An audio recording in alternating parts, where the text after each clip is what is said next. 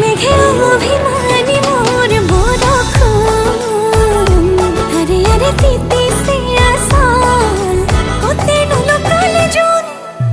যা নামাতো তোক আমনি নিদিবি মোর আহ কাহলে মোর মরমেরে উমলাম তো